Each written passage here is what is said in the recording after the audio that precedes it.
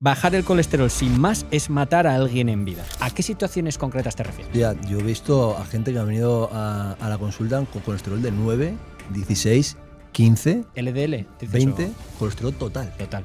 Yo creo que sinceramente algo estamos planteando mal. Hoy nos acompaña Endika Montiel, dietista reconocido por haber preparado a Fernando Torres o Javi Martínez. Debatiremos sobre la controversia del colesterol, si la sal es verdaderamente el enemigo y si el ayuno es tan bueno como se dice en redes. El colesterol va por ahí porque los clínicos tienen un arma que ha demostrado inequívocamente, independientemente de que la persona sea de alto o bajo riesgo de todo, disminuir el riesgo de enfermedad cardiovascular. Aquí hay tres cosas que yo veo que están mal. Una, para mí, un mal diagnóstico. Número dos, nunca se habla de los efectos secundarios. La tercera es que, lo primero de todo, ese médico no tiene ni idea de nutrición. Ya no me puedes decir que, no, es que me han quitado salvo y te han preguntado algo, te han dicho algo del azúcar. No, tal, y te han dicho algo de la alimentación.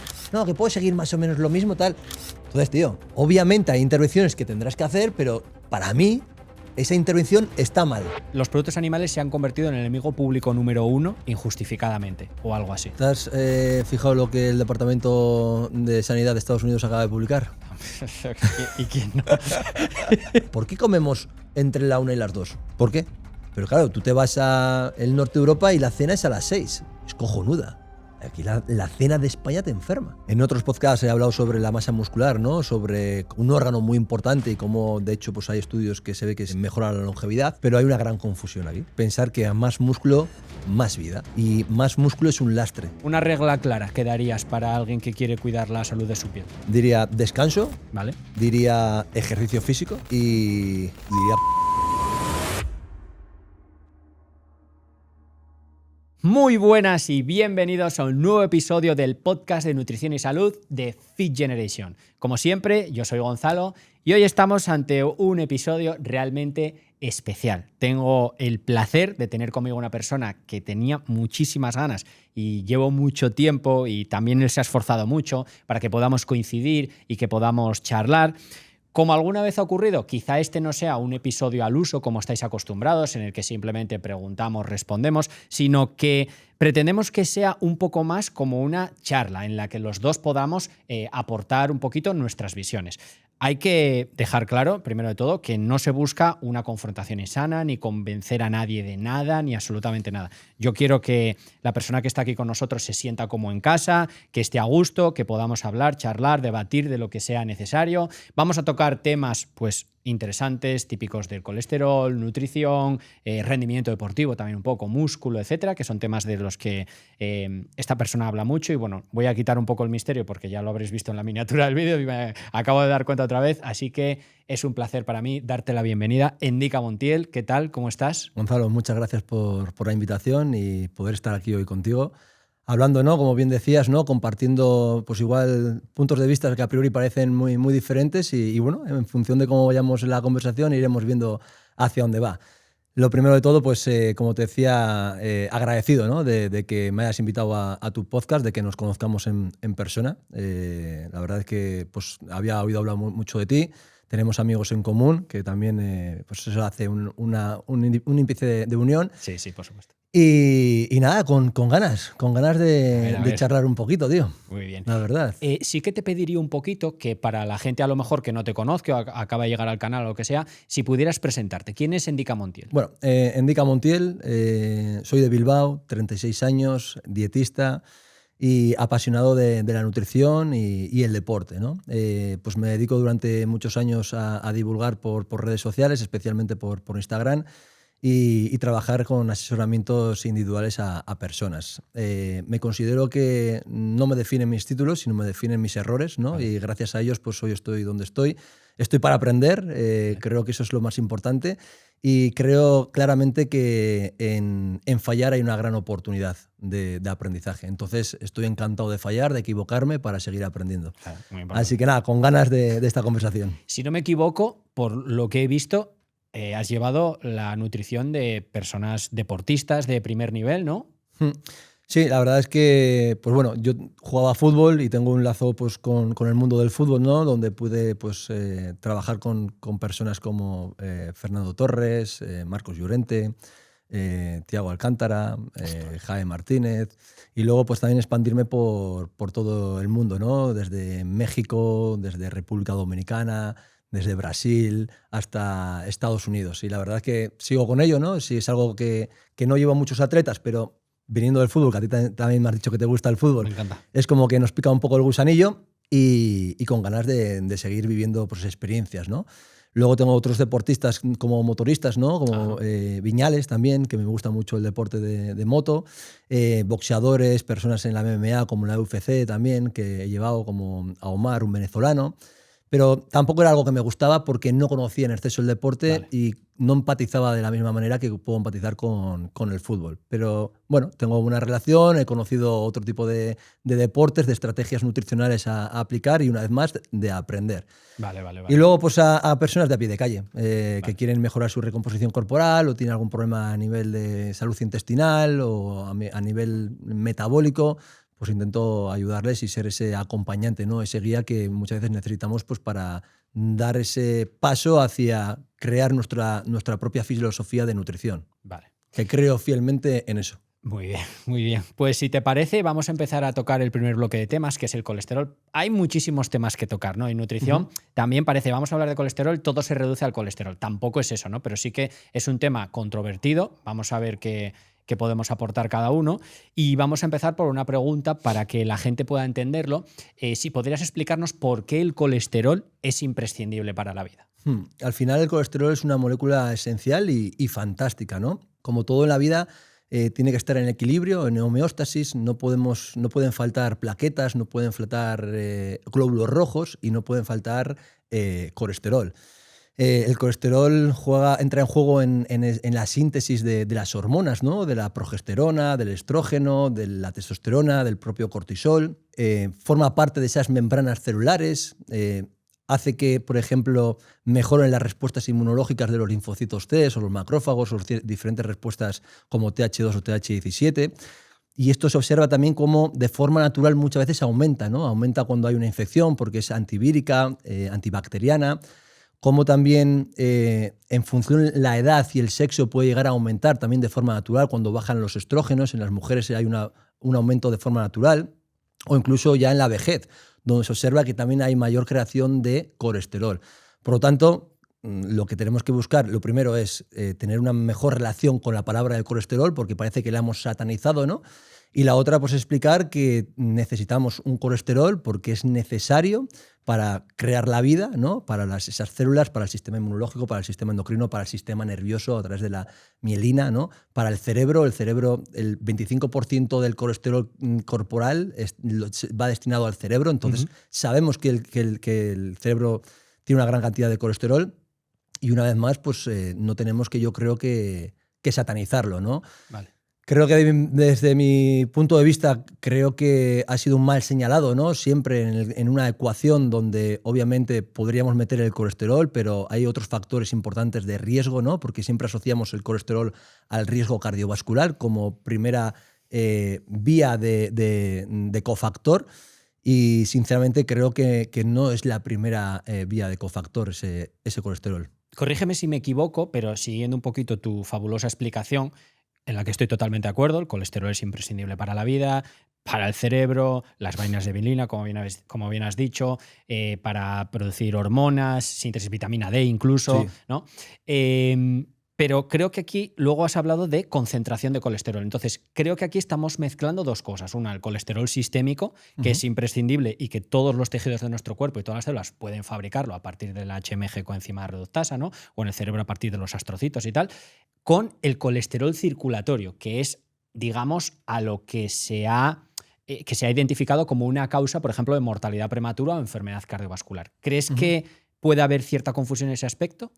Bueno, una vez más yo creo que está en el contexto total, ¿no? No solo fijarme en un único parámetro, porque, como bien te digo, de forma natural aumenta séricamente las concentraciones de colesterol. Una embarazada aumenta el colesterol. ¿Por qué? Porque lo necesita pues, para crear esas nuevas membranas, esas nuevas células, para ese tubo cognitivo. Entonces, otra de las cosas que aumenta de forma natural es cuando hay una infección, un problema del sistema inmunológico, un golpe, una inflamación. Entonces, tenemos que también saber que el colesterol puede llegar a aumentar en función o disminuir en función del contexto en el que nos encontremos. Cuando estamos en verano, el colesterol baja Y gracias a eso creamos y sintetizamos la vitamina D. Sin cambiar la alimentación, en el invierno hay un cambio entre el verano y el invierno. Entonces, ¿es peligroso eso? Es ahora te devuelvo la pregunta. Claro, aquí otra vez creo que estamos mezclando situaciones agudas con situaciones con elevaciones a lo largo de la vida, ¿no? Por supuesto, en el embarazo, ante una situación de estrés, pero por ejemplo las infecciones creo que es un buen ejemplo, porque aunque pueda aumentar al principio, a medida que la infección es más grave, disminuye el nivel de colesterol. Bueno, las lipoproteínas se unen a la famosa LPS para que puedan ser eliminadas las toxinas a través del hígado y tal, ¿no? De hecho, cuando hay una sepsis grave, se puede medir lo grave que es la sepsis en función de cuánto disminuye el colesterol. Pero aquí volvemos otra vez, bueno, llegamos... Bueno, mejor te planteo la siguiente pregunta porque va más enfrascada a lo que te voy a decir después, ¿no? O sea, tú afirmas, o he visto, ¿vale? Corrígeme si me equivoco, que bajar el colesterol sin más es matar a alguien en vida, ¿vale? ¿A qué situaciones concretas te refieres? Hostia, yo he visto a gente que ha venido a la consulta con colesterol de 9, 16, 15, LDL, 20, colesterol total. Total. O sea, yo creo que sinceramente algo estamos planteando mal. Porque, o sea, yo no sé si luego vamos a hablarlo o no, yo no estoy en contra del uso puntual de una estatina. No estoy en contra porque, como bien dices, puede ser una bomba en el que hay que meter una estatina puntual de bajar el colesterol porque otros factores de riesgo están muy elevados y hay que bajarla. Pero ¿tú crees que es saludable tener un colesterol de 15, 20, 50? Total. Antes de nada, después de esta fabulosa presentación, quiero deciros que vamos a tocar temas de nutrición, desde la sal, las grasas saturadas, etcétera, etcétera, temas complejos que a lo mejor queráis entender en más profundidad. Quiero deciros que una vez que te apasiona este mundo, después, no sé por qué, todo el mundo quiere dedicarse a ello una vez que le ha entrado el gusanillo. Pues tengo una buena noticia, porque ahora mismo en Fit Generation está disponible el TSD, Técnico Superior en Dietética, una formación con la que en tan solo 2 años, con clases 100% online y de la mano de profesores que seguro que son todos nuestros referentes, podrás convertirte en técnico superior en dietética y poder pautar dietas de forma totalmente legal a los pacientes. Así que no esperes más, descarga el dossier con toda la información que te dejo en el comentario fijado y en la descripción del vídeo y a por ello. Tendría que ponerme el caso, pero hay casos de hipolipoproteinemia familiar homocigótica, hipobetalipopproteinemia familiar homocigótica, en los que se mantienen esos niveles y se le conoce como síndrome de longevidad. Pero son casos aislados, ¿no? Sí, son casos aislados. Ahora te hago una pregunta. ¿Tú crees que una persona sana tiene esos valores? Los valores normales u óptimos que están descritos en la literatura de colesterol LDL, no de colesterol total, porque bueno, se ha ido limitando a medida que sabemos más, o incluso de ApoB ahora, están entre 50 y 70 miligramos por decilitro. Pero sí es cierto que en ensayos con estatinas, con anticuerpos monoclonales, cuando se consigue disminuir aún más el colesterol y llegar a niveles de LDL de 20, o sea, esos niveles nunca los he visto, nunca los he visto. Te lo juro, descritos. De 9 he visto hoy uno. De 9. Colesterol de 9. total. Ya, no lo sé. Claro, dolor muscular, apatía, no tienes ganas de tener sexo. Ya, pero espera, porque ¿qué ha provocado? Y por ejemplo, trastornos de la tiroides. Es que ahí está la clave por lo que quería hablar, o sea, rescatar la pregunta anterior. Tú dices disminuir el colesterol. Sí. Claro, es que el colesterol puede disminuir por un problema en el tiroides, puede disminuir por un cáncer, por problemas en las gónadas, puede disminuir por muchísimo. Entonces, claro, tú estás viendo colesterol bajo, problema de salud, pero tú no sabes si es el colesterol lo que está causando ese problema de salud. Para eso necesitamos ensayos clínicos. Tenemos toneladas de ensayos clínicos, de metaanálisis de estudios prospectivos como el Cholesterol Treatment Trials, etcétera, etcétera, en los que se baja el colesterol, se baja la cantidad de colesterol que contienen las lipoproteínas de baja densidad, el LDL y tal, y no hay problemas de salud. Al contrario, se disminuye el riesgo cardiovascular, se disminuye la mortalidad consistentemente. Por ejemplo, en el tema de las infecciones hay estudios muy curiosos en los que se cogen a personas con ese tipo de variantes en el gen PCSK9, es decir, personas que naturalmente, de por vida, mantienen niveles más bajos de colesterol y cuando llegan con niveles más bajos, por sepsis, tienen mejor mortalidad. O sea, menor mortalidad. ¿Y por qué ocurre lo contrario cuando eres más mayor? Con 85 años aumenta el esto. A ver si me lo explicas. Sí. tú. Eso otra vez se puede explicar, gracias a la teorización mendeliana y estudios de ensayos clínicos, otra vez se puede explicar por la causalidad inversa. Las personas mayores tienen más enfermedades de base. Y la malnutrición, que es el principal marcador de colesterol bajo, que es la malnutrición, también sucede mucho a personas, bueno, ya hay problemas de huesos, cáncer, ya ni te quiero decir, ¿no? Entonces, sí es verdad, pero cuando nosotros contrastamos esa hipótesis y decimos, bueno, pues vamos a ver qué pasa cuando disminuimos con un fármaco, con una inyección, lo que sea. ¿Y por qué quieres disminuir el colesterol? Estás Porque, hablando de personas que necesitan disminuir el sí, colesterol. Claro, Vale. Pero entonces no estamos hablando de personas sanas, estamos hablando de personas que tienen algún tipo de enfermedad o contexto metabólico que necesitan disminuir el colesterol y que mejoran. Verás, ¿No? muy bien traído al caso. Sí, es una pregunta muy legítima y muy buena. Cuando esto se ha hecho en los ensayos clínicos, estratificar problemas metabólicos o marcadores metabólicos, hemoglobina glucosilada, azúcar en sangre, Sí. peso corporal, el grado de disminución de riesgo de enfermedad cardiovascular al disminuir el LDL es el mismo. Da igual que tengan síndrome metabólico, que no, da igual. Esto en grandes ensayos clínicos se ha hecho, ¿no? Otra cosa es, en lo que tienes toda la razón y estamos todos de acuerdo, es que con ese tipo de enfermedades es todavía peor. Por eso suele hablarse de pacientes con muy alto riesgo. Es decir, personas con síndrome metabólico, obesidad, sedentarias. Encima, tener el colesterol más alto es mucho peor. Eso no quita que fuera de esos contextos disminuir el LDL, el colesterol LDL, no sea beneficioso también. Para eso existen los ensayos clínicos y por eso se ve que al estratificar, la disminución del riesgo al disminuir el colesterol es exactamente igual. Ahora tú dices, en esas personas ¿tenemos que mirar solo el colesterol? ¿Tenemos que obsesionarlos? No, en eso seguro que estamos de acuerdo. No, lo primero, o a la vez, ¿no? Será, no hay que quitar una cosa con la otra, como tú dices, las estatinas están muy bien, pero yo no soy clínico, ¿vale? Lo dejo claro, no soy médico, pero la medicina del estilo de vida, que está muy en auge ahora mismo, tira más por decir, oye, ¿por qué vas a tener que hacerlo con estatinas cuando podrías hacerlo a lo mejor con hábitos del estilo de vida que han demostrado llegar muchas veces a los mismos niveles cuando eres un paciente de alto riesgo o no? Pero en prevención primaria puedes hacerlo con el estilo de vida. No se hace. Claro, no se hace. No se hace. Es que la medicina del estilo de vida... Es que a personas sanas les están dando estatinas. Y una vez más, es uno de yo es lo que digo. O sea, yo sí hablo de personas sanas que llegan... ¿Cómo te encuentras? Joder, mejor que nunca tal. Y, joder, tienes el colesterol en 200. Bueno, te voy a dar una pastilla.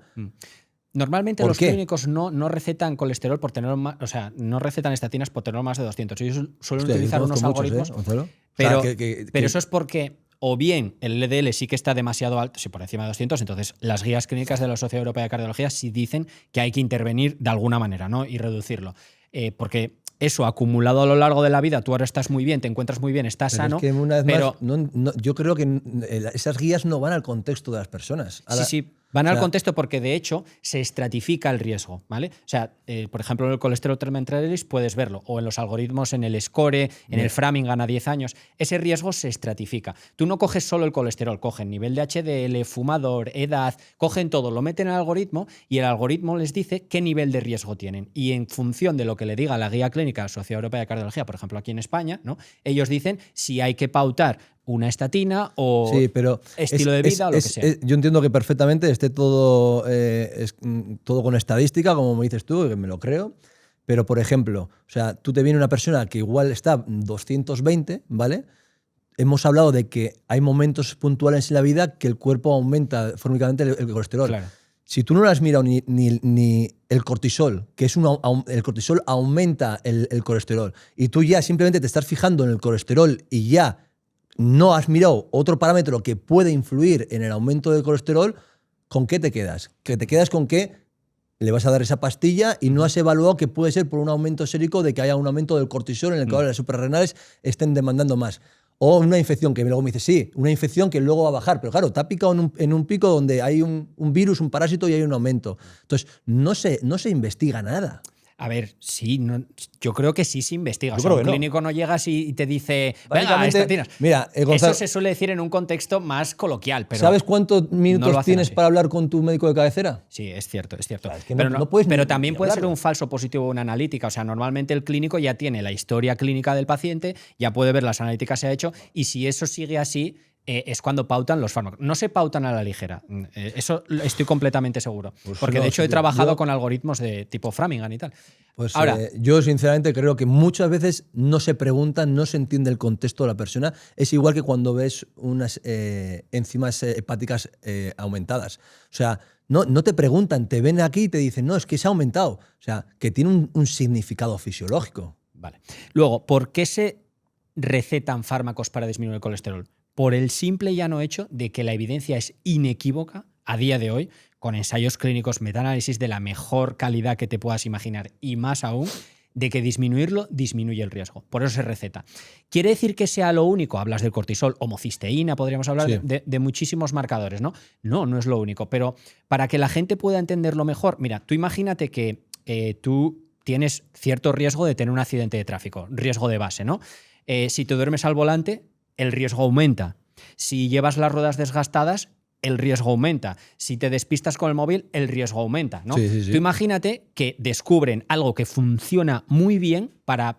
Luego hay que ver la magnitud de cada uno, ¿no? Pero que funciona muy bien para disminuir los accidentes de tráfico sin efectos secundarios. Como es, por ejemplo, cambiar las ruedas y tener unas ruedas bien que no vayan todas planas, ¿no? Cuando llueve. Claro, tú podrías decir, ya, pero es que si te duermes, puedes seguir... Sí, hombre, si nadie dice que no quiere decir que sea la única causa ni nada por el estilo, pero es que está demostrado que cambiar las ruedas disminuye el riesgo de accidentes de tráfico. Entonces, el colesterol va por ahí porque los clínicos tienen un arma que ha demostrado inequívocamente, independientemente de que la persona sea de alto riesgo, bajo riesgo de todo, disminuir el riesgo de enfermedad cardiovascular. Pero aquí hay tres cosas que yo veo que están mal. Una, para mí, un mal diagnóstico, porque no se quiere observar más cosas salvo el colesterol, ¿vale?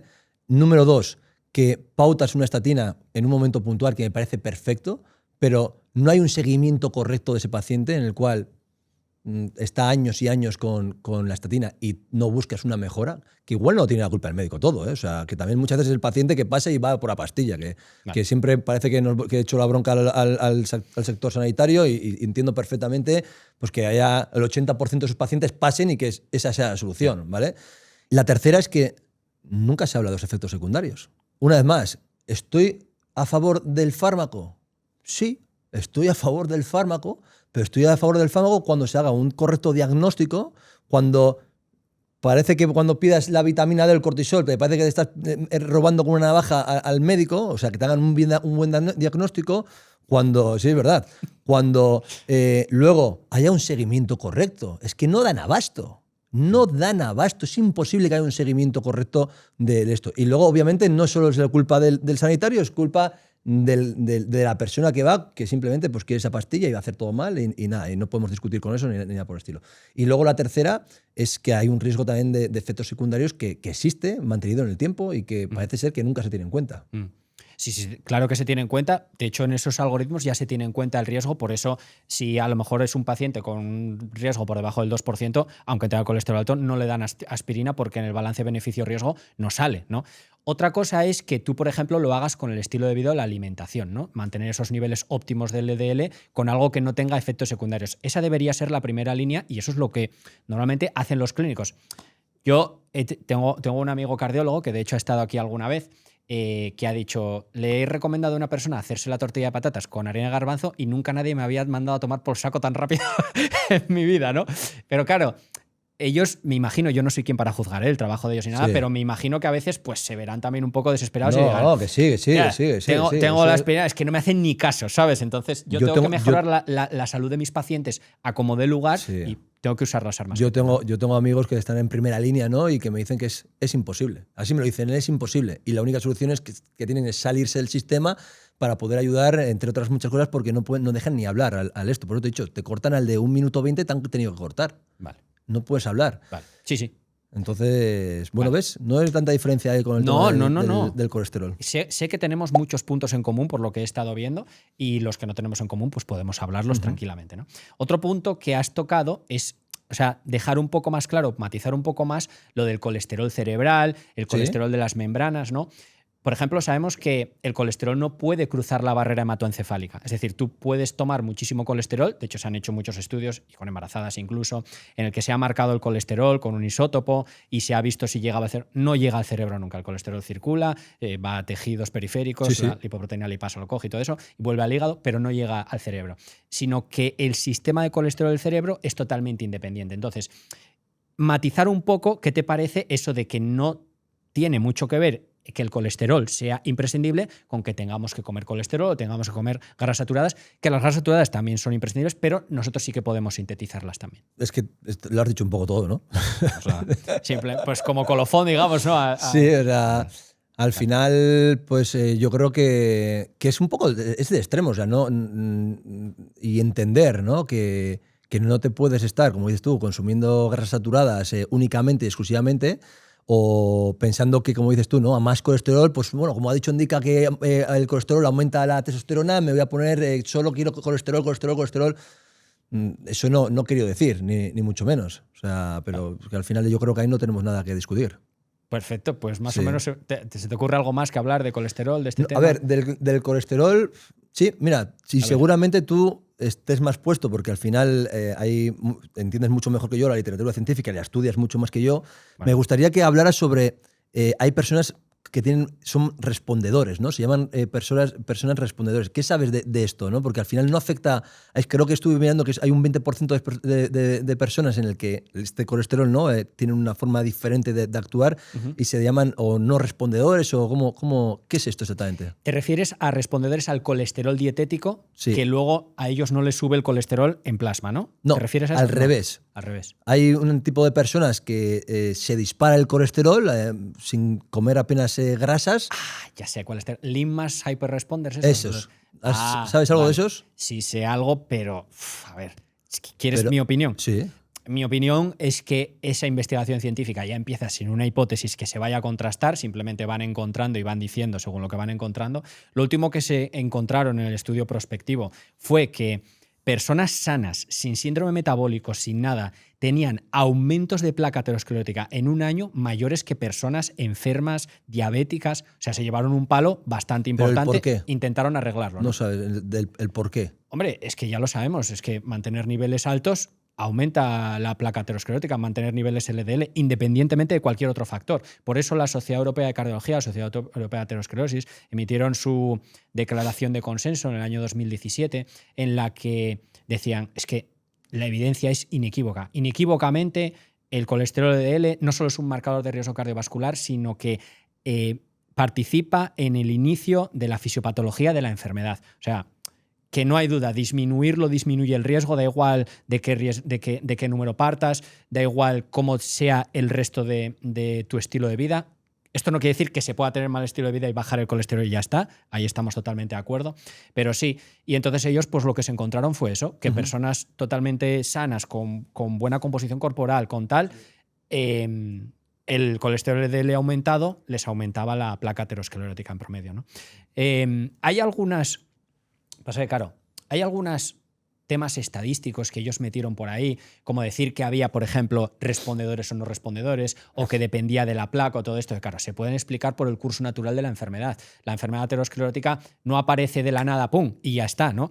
De hecho, el cuerpo tiene mecanismos para, digamos, intentar paliar la inflamación que se produce al quedar el colesterol retenido dentro, ¿no? Por los proteoglicanos y que luego los macrófagos formen con esas células esplumosas y entren la VCAN1 y la ICAN1 del endotelio y se produzca esa inflamación. El cuerpo tiene mecanismos para luchar contra ello, pero una vez que se produce, esos mecanismos van fallando cada vez más y el endotelio puede producir menos óxido nítrico. Y entonces es la pescadilla que se muerde la cola y cuanta más placa, más probabilidad hay de que siga aumentando la placa. Yeah. Y ellos intentaron decir como que si tenías placa aumenta, si no, no. Temas estadísticos que no tienen ningún sentido, ¿no? Pero bueno, es lo último que yo sé de eso, pero sinceramente, o sea, me parece bien si se quiere estudiar esa hipótesis, como todo en la vida, porque nunca sabemos de dónde podemos aprender, pero es que es algo que incidir en ello, pues no, yo no le veo mucho sentido, sinceramente, pero bueno. Vale. Bueno, bien, No sé si te quedas a gusto. Sí. No, por eso te he hecho la pregunta. Vale.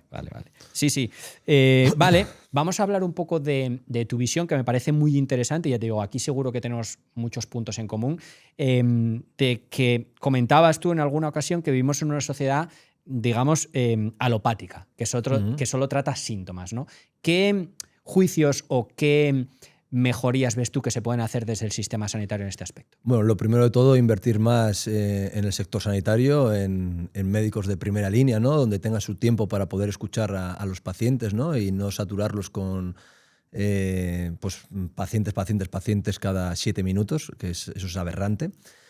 Lo segundo de ellos, pues que obviamente si tu médico tiene tiempo para escucharte, pues podrá entender mucho mejor el contexto y podrá ir hacia la causa de esa sintomatología y no solo quedarse en la sintomatología, ¿no? Por eso hablamos de alopático, ¿no? Que solo se quedan en el síntoma e intentan trabajar el síntoma, no intentan ir a la causa, no al problema, a la causa, ¿no?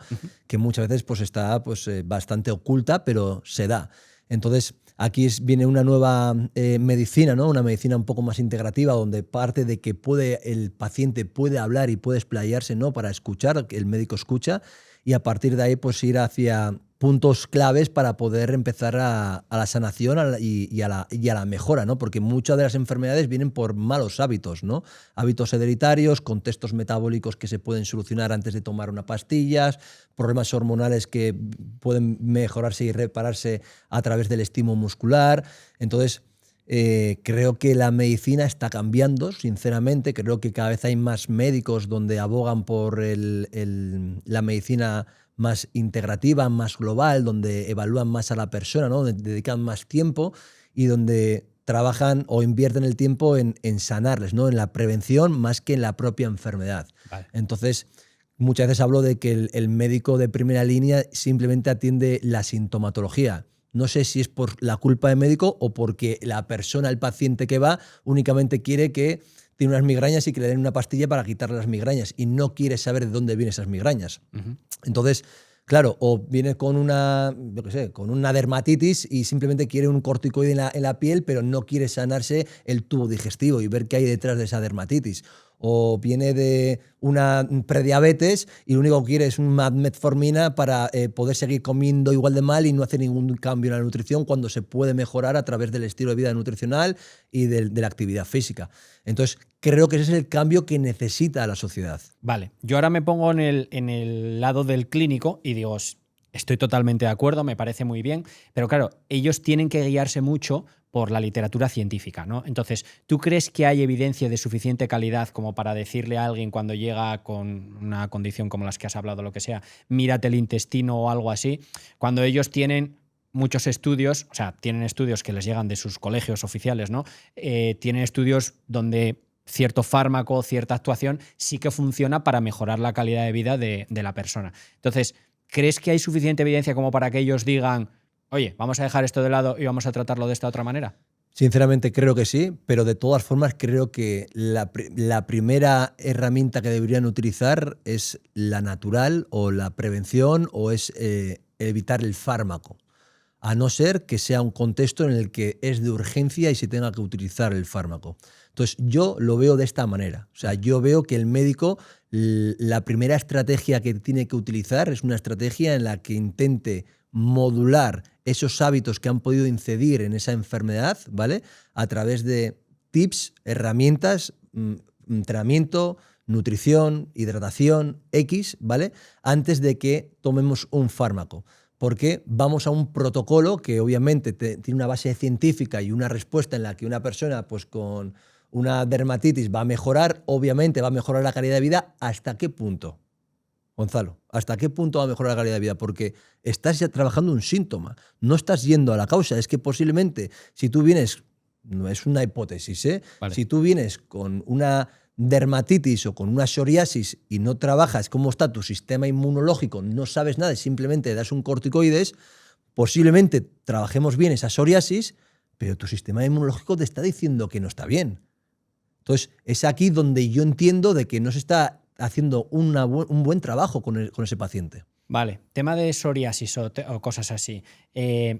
yo lo que veo o lo que se puede leer en las guías de actuación es que si miran la causa subyacente, es decir, ellos tienen que ver si hay una dermatitis seborreica o te refieres incluso a ir más allá, porque no se pauta lo mismo dependiendo, de hecho tú le pregunté a un invitado dermatólogo que vino aquí, no se pauta lo mismo dependiendo de cuál es la causa subyacente, si es un hongo o si es, pues es una dermatitis seborreica donde la piel pues por genética simplemente crea más grasa, ¿no? Y esa grasa pues hace que llegue menos riego sanguíneo y se reseca y todas esas cosas.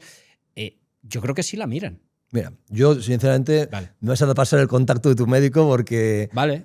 Te lo paso. No, tío, no, que pero de mi médico no, de las guías de actuación. Pero es que no piden ni vitamina D, que no te la piden el médico. Y si tú quieres evaluar un sistema inmunológico, lo primero que tienes que saber es cómo tiene la vitamina D. Si tú quieres evaluar un problema de, como dices tú, de la piel, de una psoriasis, llévale a un digestivo o abórdalo desde otro punto de vista mucho más interno. Sabemos que la piel es la mucosa interna, es una microbiota. Entonces, evidencia científica hay 1000 de la relación entre microbiota y piel. De la relación entre microbiota. Pero es que tampoco indagas, tampoco siempre vas a ese fármaco.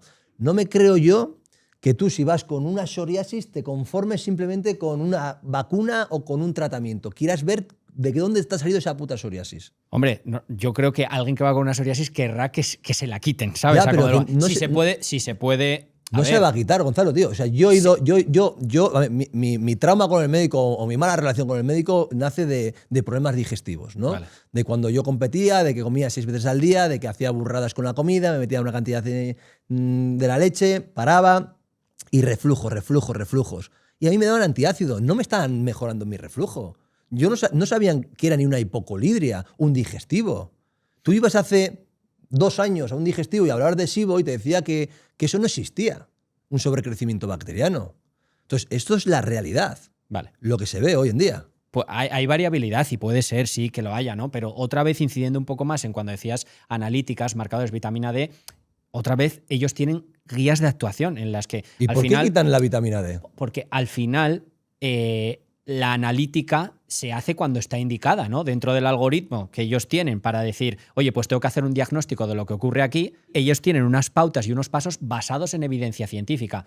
A lo mejor, si nos ponemos a mirar la literatura sobre esa relación, por ejemplo, que tú dices, vamos a mirar la microbiota, vamos a mirar tal, a lo mejor nos sorprenderíamos y diríamos, es que no hay evidencia como para decir, tengo que pedir estas pruebas, tengo que pedir estas analíticas, cuando esos colegios profesionales sí lo suelen hacer. No son perfectos. Y no todos los médicos son perfectos ni nada por el estilo, pero sí que es cierto que sí que tienen unas guías de actuación que se basan en la literatura. Hace poco, por ejemplo, la Sociedad Europea de Endocrinología dio para atrás con el tema de la vitamina D y dijo, es cierto, no hay razones para hacer un screening de vitamina D en la población, para dar suplementos de vitamina D cuando está por debajo de 20, cuando ellos habían dicho que sí. Es decir, también ocurre lo contrario, que a medida que tenemos más evidencia, parece que esto va dándole más la razón al Instituto de Medicina o a los médicos. Entonces, es un tema complicado y desde luego que hay mucha variabilidad y puede ser que haya problemas en ese aspecto, ¿no? Pero sí que mi posición clara es que las analíticas, marcadores y demás entran dentro de un criterio diagnóstico que es muy largo y que normalmente los médicos saben cuándo tienen que pedirlas y cuándo no.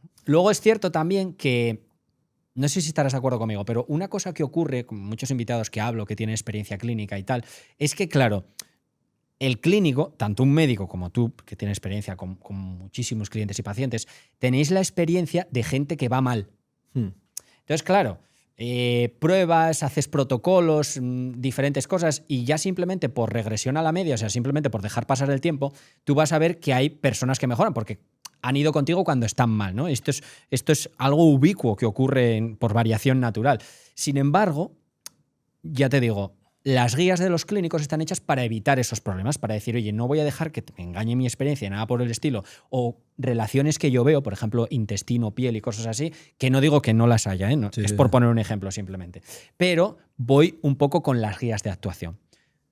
Yo qué sé, podríamos hablar, por ejemplo, de la hipertensión, ¿no? En los fármacos que utilizan para la hipertensión, cuando a lo mejor se podrían utilizar otras intervenciones, como por ejemplo la reducción de sal. Pero es que la reducción de sal en la dieta sí que entra dentro del protocolo de un médico. Cuando una persona llega, por ejemplo, con una hipertensión, no le dicen lo primero, toma, betabloqueantes o toma, tal, sino, oye, vamos a mirar qué comes y vamos a reducir la sal. Entonces, ¿no crees que ese sí que es un buen ejemplo de...? No, tío, tampoco.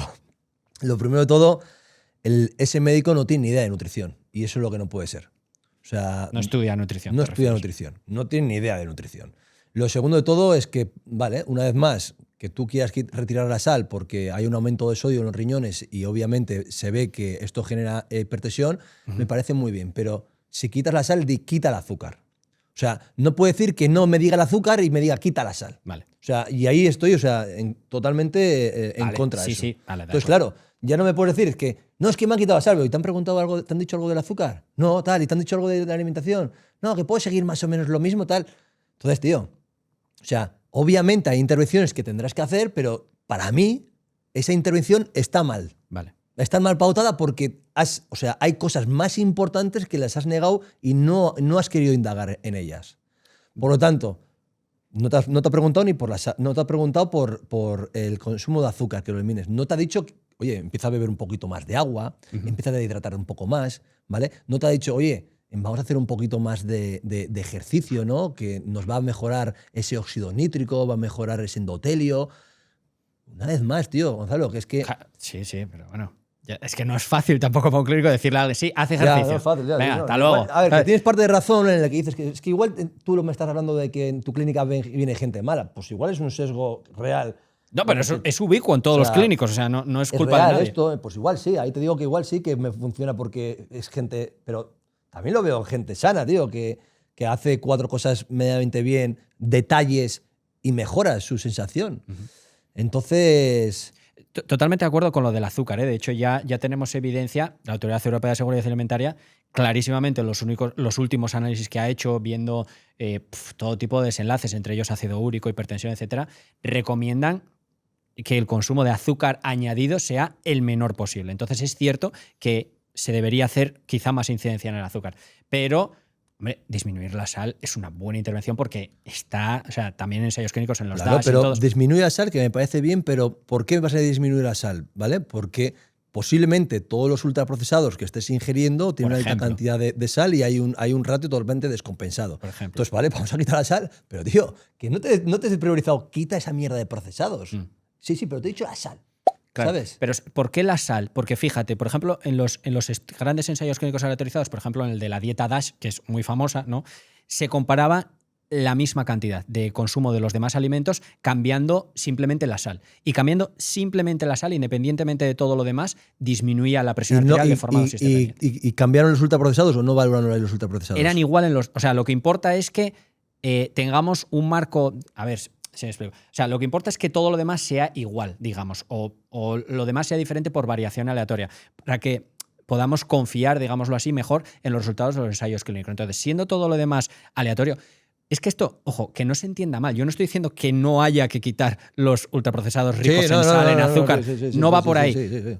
Va un poco otra vez como con lo de las estatinas. Mira, es que tenemos evidencia muy fuerte de que simplemente con este gesto de quitar el salero ya mejora la tensión arterial, ¿no? Pero es que también la presión arterial también mejora con el magnesio. Mira, lo desconozco eso. Bueno, tú a ti te gusta mucho la ciencia, seguramente... Lo que pasa es que yo lo que he Hombre, visto pues- con el magnesio es que si no hay déficit de magnesio, tampoco... Y ¿no? la presión arterial también mejora con el sol. O sea, Claro, pero hombre, ahí entramos también en beneficio-riesgo también, ¿no? obvio, pero no, si estamos todo el día en interiores consumiendo ultraprocesados, no metiéndome agua, Desde luego. yo qué cojones te digo, no te digo nada de lo contrario y te digo, bueno, pues toma esta pastilla, ¿vale? Pero estamos muy de acuerdo, ¿no crees? Porque, que sí, estamos de acuerdo. Pero porque, sí. porque es cierto, lo que estás diciendo es cierto. O sea, habría que revisar estos hábitos de vida y salir más. qué opinas de la copa hacer de vino? deporte. ¿Qué opino yo de la Sí. copa de vino? Pues fíjate que sería un tema que tendría que revisar mucho mejor, pero Porque las guías dicen que la menor funciona. cantidad posible. No, Ah, sí. ¿Qué funciona dices? para la hipertensión y para los problemas cardiovasculares, una copa de vino. Entonces, Pues mira, lo desconozco. que no- es un tema que tengo yo, que indagar más. yo estoy, o sea, y al final no hablan por el resveratrol, es una tontería. Ya. Hablan por el efecto sobre el óxido nítrico que tiene, que debe de aumentar el óxido nítrico, que no lo sé, por eso te pregunto, como tú eres más de... Pues míralo, porque igual hay relación. Porque no tengo ni idea. lo recomiendan las guías, ¿eh? No sé si es... o sea, hay una española y otra europea que recomienda. Ya te lo mandaré luego para que le eches un ojo. Te lo agradezco. Que ahí Vale, seguramente tú me digas, pues mira, esto es por esto, por esto, por esto. vale. No. La verdad es que el tema Pero a del mí colesterol... perdón, del me alcohol. sorprende, ¿no? Que, hostia, que igual tiene un impacto en el óxido nítrico, es vasodilatador y hace que ese endotelio pues, no esté tan rígido y que... No lo sé. A ver, otra vez, teniendo en cuenta beneficio-riesgo, que la gente pueda hacerlo o no, es que tampoco el óxido nítrico se ha demostrado que la exposición a mayores niveles, o sea, puntualmente sí que se ha visto que aumenta el rendimiento deportivo, pero el óxido nítrico externo, no el que crean los propios vasos sanguíneos, tampoco es que se haya visto una evidencia brutal de que tenga mucho efecto hasta donde yo sé, ¿vale? Pero bueno, no lo sé, será algo que miraré.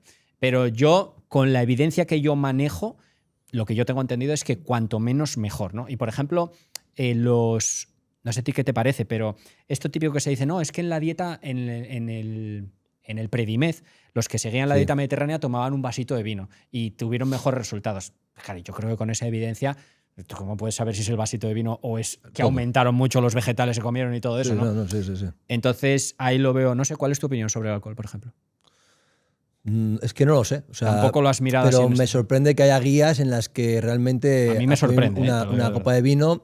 Y lo último que pude leer yo es que no hablaban por el resveratrol, que dice la gente del resveratrol es antioxidante, sino lo hablan por el óxido nítrico. Entonces, bueno, pues sí que puede llegar a tener el óxido nítrico, que es vasodilatador, puede mejorar la presión sanguínea. Pero una vez más, es que no estamos yendo al problema, tío. O sea, ya. Sí, no, ahí 100%. Yo, o sea, te digo que cuanto menos mejor porque sé que la IAR clasifica el alcohol. El alcohol es deshidrata como también. Entonces, sí, al final. Deshidrata. Eso es. Calorías vacías que suelen decir, ¿no? Y todo esto. Entonces, yo lo vería en un balance beneficio-riesgo, recomendar alcohol. Pues las guías, luego te paso vale. Ya me lo dices tú y la investigas bien. Genial.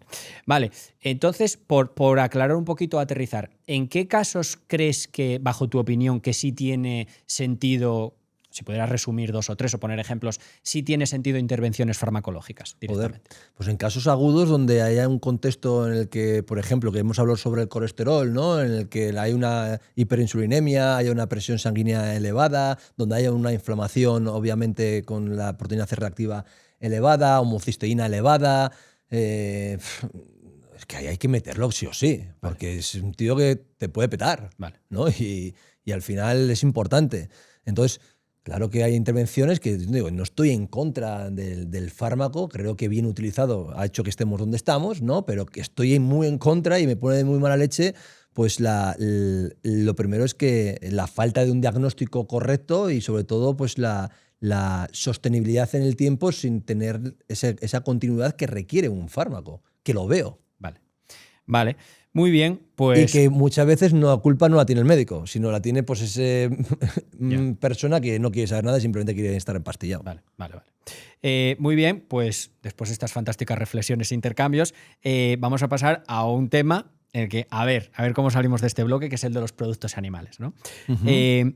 Te he oído decir, o corrígeme otra vez si me equivoco, porque bueno, he buscado ahí lo que he podido de información, que los productos animales se han convertido en el enemigo público número 1 injustificadamente o algo así. ¿Qué pasa? Que los productos animales normalmente, comparados con vegetales, tienen peores resultados de salud y pues conocemos mecanismos como por ejemplo el colesterol, grasas saturadas, en los que está pues bastante bien definido por el Instituto de Medicina, Autoridad Europea de Seguridad Alimentaria, que debería haber el menor consumo posible, igual que el azúcar añadido o igual que las grasas trans, ¿no? Entonces, ¿qué ocurre ahí por qué son tan controvertidos los productos animales? Bueno, ¿has fijado lo que el Departamento de Sanidad de Estados Unidos acaba de publicar? ¿Y quién no? ¿Y quién no? A ver, no, fuera de eso, creo que ética y moralmente, ¿no? Como me parece fascinante. O sea, yo de verdad, creo que tenéis toda razón del mundo, ¿vale? Pero creo que también hay que saber diferenciar entre animales, ¿no? O sea, el producto animal que dices tú, el producto animal, yo no lo considero producto animal, sino lo considero alimento animal, ¿vale? Y obviamente hay que diferenciar un alimento en el que ha sido maltratado, ha sido químicamente pues expuesto a incrementar tamaño, masa muscular, grasa para buscar esa hiperactividad, y creo que hay un gran negocio dentro de las cárnicas que existe realmente, ¿no? Entonces, básicamente sé diferenciar eso perfectamente, por eso siempre no me sigues en las redes, pero bueno, siempre intento que... Te seguiré a partir de hoy, seguro. Por eso no me di cuenta. Buscar huevos que sean de granjas donde las gallinas pastan en libertad, ¿no? Y obviamente pues buscar pescados también que no sean de piscifactoría, que estén en libres, marisco, me gusta mucho consumir el marisco. Y siempre voy a abogar por una alimentación sin esos disruptores que hoy somos muy conscientes los humanos de que existen, pero no somos conscientes de que los animales también están expuestos a ellos. Y que muchos de esos animales, pues para tener un sabor, un tamaño, pues obviamente pues hay ese maltrato en base a meterle químicos, anabolizantes, etc. Entonces, yo no sé, los estudios que me dices tú, que hay mejoras respecto comiendo una alimentación de verduras, vegetales versus a la carne, si estamos hablando de la misma carne, una carne de que no es carne procesada, en la que no es una carne en la que se hayan estado expuestos a grandes disruptores y que no hayan estado estresadas. Entonces, aquí sí que me gustaría saber tu opinión en base también a eso, o que me des esa información Sí, que yo no la tengo. Por supuesto, ¿vale? por supuesto. Sí, sí. Muy buena puntualización porque tú estás sacando a colación el contexto, ¿no? El contexto que es una carne que se ha producido de una manera, de otra, y es totalmente legítimo. Ahora, es muy consistente, ¿no? En los ensayos clínicos, da igual que sean grandes, el Predimed, el Lyon Dairy Study, en los estudios ya más pequeños también, como cuando se compara con la dieta de la American Heart Association, con la dieta mediterránea, con la dieta DASH, consistentemente, cuando tú sustituyes productos animales por vegetales, como por ejemplo carne por legumbres, mejoran marcadores de tolerancia a los carbohidratos, hemoglobina glucosilada, niveles de colesterol, o sea, se van los marcadores, inflamación muchas veces, de hecho con estos estudios se han hecho un índice inflamatorio dietético, ¿no? Entonces, muy buena puntualización la que tú haces. Ahora, la pregunta, yo o las agencias de salud pública, por ejemplo, ahora sacabas la de las US Dietary Guidelines que se acaban de publicar, el informe científico preliminar decía, que se sacó a consulta pública y todo, decía, a partir de ahora, la gente debería considerar la fuente de proteína prioritaria, legumbres, cereales integrales, frutos secos, semillas, etc. Los huevos y pescado, mariscos, carnes y tal, deberían quedar un escalón inferior, ¿no? Se lo han pasado por el arco del triunfo, han cogido a otros para hacer otro informe y lo han publicado, ¿no? Nosotros, las agencias y este tipo de informes científicos y tal, cuentan con todos esos estudios. Tú pones una duda y dices, oye, pero ¿se está utilizando este tipo de carne y haciendo todo esto? Yo te podría decir, mira, en unos estudios sí, que conozco sí, no me parecen los estudios más importantes ni mucho menos, y en otros no se ha controlado eso. ¿No crees que para decir, puede ser eso, deberías demostrar evidencia en la que los productos vegetales comparados con ese tipo de productos no salieran tan mal parados? ¿Por qué? Porque sí que es cierto que entre unos tipos de carnes y otros hay diferencias, por ejemplo, en contenido omega 3, ratio omega 3, omega 6 y cosas así, pero tampoco son tan grandes, ¿no? O como se supone, como para decir, no, pero es que falla esto. ¿No crees que deberíamos reclamar evidencia en la que se pusieran a prueba los vegetales contra ese tipo de productos y mientras tanto decir, pues oye, Total. Lo plausible parece...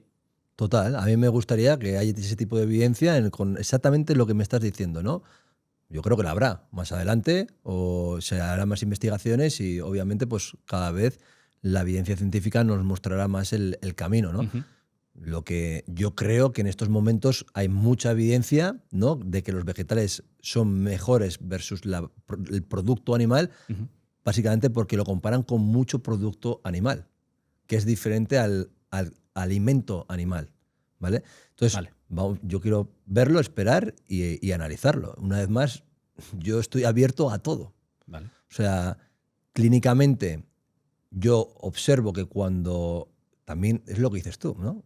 Ojo, que esto no se trata de demonizar estás con un sesgo productos igual, animales ni que nada. estás con un sesgo indica tal, pues igual sí, pero claro. No quiere decir que estés con un sesgo, No, digo que pero, son cosas que ocurren sí, en clínica, ¿no? Pero bueno, pero yo tendré mis sesgos también y todos. Que veo las mejoras de personas y que obviamente pues también hay una visión y una perspectiva que es totalmente diferente a la tuya y al resto. Y oye, yo lo respeto totalmente, sinceramente. O sea, yo es que a mí con este tipo de debates o de enfrentamientos no me vais a ver nunca porque mi lucha no está contra ti. No, porque claro, tú claro. mejoras la vida de las personas con tu estilo de vida, con tu alimentación. Mi lucha está con lo que hemos hablado antes, con los ultraprocesados, con guías que creo que están desactualizadas o que no implican una mayor individualización en la persona. Pero yo discutir con una persona que mejora la salud de otras, yo en esta película no estoy. No, por supuesto. Y de hecho has sacado un tema importante como no quiere decir que tú simplemente veas mejorías por sesgos, porque puede ser que las mejorías sean reales. Lo malo es que sin literatura científica no lo sabemos, pero tú tienes que hacer tu trabajo igual con tus pacientes. Oye, lo sepas o no, tienes que intervenir, ¿no? Y una cosa muy importante es que sí puede mejorar porque también depende de las comparaciones, ¿no? Lo que hablábamos antes. Entonces tú a lo mejor recibes una persona pues que, imagínate, está acostumbrado a pan refinado, mermelada y tal, y a poco que empiece a eliminar todo ese azúcar añadido y tal, pues a lo mejor sí que ve mejora, por supuesto. O tiene comidas muy pues absurdas, digamos, ¿no? Por no citar alimentos y tal, y empieza a ayunar y empieza a encontrarse mejor. Tiene su explicación también. La cuestión es que cuando los alimentos se ponen a prueba contra fuentes de proteína o fuentes de nutrientes vegetales integrales, los productos animales, da igual qué producto animal, suelen salir mal parados. Con algunos hay más evidencia, con otros menos, con algunos hay más efecto, con otros menos, pero todas las guías y todo, actualizándose, van en dirección de esa. ¿Qué opinas del mensaje este de aumentar la proporción de alimentos vegetales integrales? Yo estoy a favor de que haya un consumo de vegetales, más de lo que hay, porque apenas se consume vegetales y creo que está dentro de un plato ideal, ¿no? Y perfecto. Y también te voy a decir una cosa, vivir en el trópico me ha enseñado mucho. Me ha enseñado que al final la naturaleza te otorga alimentos porque realmente son importantes consumirlos, ¿no? Lo que hay que entender es que no veo apropiado, o sea, en una persona sana, no una persona con una enfermedad metabólica, un contexto clínico pues, enfermo, pues no consumir alimentos de proximidad ni de temporada. Vale. Y me he dado cuenta que es súper importante. Y me he dado cuenta a través de vivir en el trópico. ¿Por qué? Porque yo hago cada 3 meses hago un ayuno de 5 días, ¿vale? Y la primera vez que estuve en el trópico, bajo el sol del trópico, ¿no? Pues me tocaba hacer ese ayuno de 5 días. Y llevaba 2 días y lo estaba pasando fatal. Fatal. De hecho, llevo haciendo ayunos 8 años. Perdona, ayuno total, líquido sólido. Solo líquido. Ah, solo líquido. Sí. Vale. Digo, porque igual te estabas deshidratando. No. Solo líquido con agua de mar. Digo, ¿qué me está pasando? O sea, ¿qué me está pasando? Pues lo que me estaba pasando es que el ambiente donde yo estaba realizando ese ayuno no era para hacer un ayuno, porque realmente me estaba otorgando comida. Me estaba aportando vegetales, me estaba aportando frutas. Y claro, es antinatural en ese contexto. Sí que es verdad que es una intervención muy interesante, pero en un contexto tropical donde realmente la naturaleza me está otorgando comida, es antinatural hacer un ayuno tan profundo. Vale. Porque los ayunos profundos especialmente se efectúan cuando hay más ausencia de vegetales, de frutas, ¿vale? Y obviamente de comida en el exterior. Y eso cuando es en el otoño y en el invierno, ¿vale? Por eso, estar en el estado en el que utilizamos más las grasas como fuente de energía durante el otoño y el invierno es mucho mejor o hay que adaptarlo hacia el clima donde nos otorga las fuentes de hidratos de carbono, de fructosa, y hay que alimentarse en base a ese ambiente en el que te encuentras. Un finlandés que coma en enero un plátano, obviamente lo va a comer y no le va a pasar absolutamente nada, pero no es natural. La visión que voy obteniendo en cuanto a nutrición es una visión mucho más adaptativa al ambiente y a lo que conocemos como la crononutrición. Y esto me hace, o en este caso con el ayuno, me hizo entender que no era el momento yo para hacer un ayuno profundo en ese momento. Vale. Y para esto, bueno, la crononutrición tiene mucha literatura científica detrás y es cierto, ¿no? La relación entre la nutrición, ciclos circadianos, cómo afecta el impacto de la glucosa, etcétera, etcétera.